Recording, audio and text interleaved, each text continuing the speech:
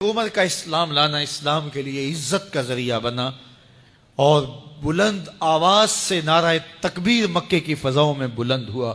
40 مسلمان جب ہو گئے تو پھر میرے رب نے کہا یا ایھا النبی حسبک اللہ، اے نبی تمہارے لیے اللہ کافی ہے، ومن اتبعک من المؤمنین، اور تمہارے لیے اہل ایمان کافی ہیں۔ حضور علیہ السلام کے حوالے سے ان کی حساسیت اور ان کا جوش و جذبہ اور ان کی غیرت ایمانی دیدنی تھی۔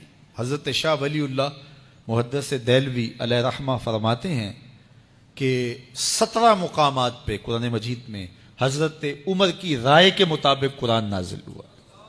یہ اللہ نے حضرت عمر کو شان عطا فرمائی۔ اور پھر جب حضور علیہ السلام کے وصال کے بعد حضرت عمر سیدنا صدیق اکبر کے وصال کے بعد بھی تخت خلافت پہ بیٹھے، 22,55,000 مربع میل پہ آپ کی حکومت کی حدود پھیل گئی، اور حضرت عمر کی حکومت صرف انسانوں پر نہیں تھی، عمر کی حکومت پانیوں پر بھی تھی، عمر کی حکومت آگ پر بھی تھی، عمر کی حکومت ہواؤں پر بھی تھی، اور عمر کی حکومت دھرتی پر مٹی پر بھی تھی۔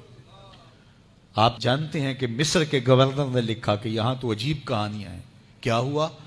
کہا کہ دریائے نیل اتنی دیر تک چلتا نہیں جب تک ایک نوجوان لڑکی کو زیورات سے آراستہ کر کے نیل میں ڈالا جاتا ہے، پھر نیل چلتا ہے، اور یہ برسا برس رسم جاری ہے۔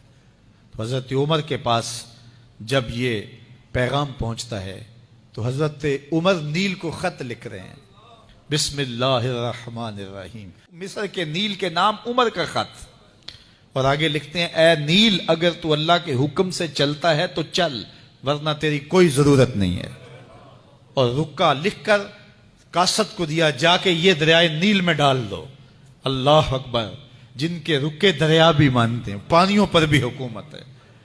اور نیل میں جب وہ رکا ڈالا گیا، نیل ایسا چلا آج تک کبھی رکا ہی نہیں ہے۔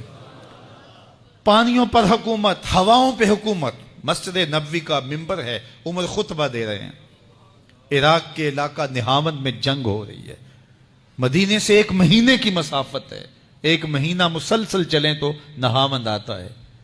حضرت عمر خطبہ دیتے دیتے درمیان میں جملہ معترضہ کا، یا ساریہ الجبل، اے ساریہ پہاڑ نہ چھوڑنا۔ لوگ حیران ہیں کیا ماجرا ہوا کہ ہم سے مخاطبہ ہے، ساریہ نہاون میں ہے، اور کہا ساریہ پہاڑ نہ چھوڑنا۔ 1 مہینے کے بعد جب وہاں سے قاصد آیا، اس نے کہا اللہ نے فتح دے دی۔ کہا کیسے؟ کہا پہاڑ کو چھوڑ کر دشمن پر ٹوٹنے لگے تھے، آگے بڑھنے لگے تھے، ان پر حملہ آور ہونے لگے تھے۔ اچانک عمر کی آواز آتی، پہاڑ کو نہیں چھوڑنا، چونکہ اگر ہم پہاڑ کو چھوڑ دیتے دشمن پیچھے سے حملہ آور ہونے کے لیے تیار کھڑا تھا۔ تو کہا بس ہم پہاڑ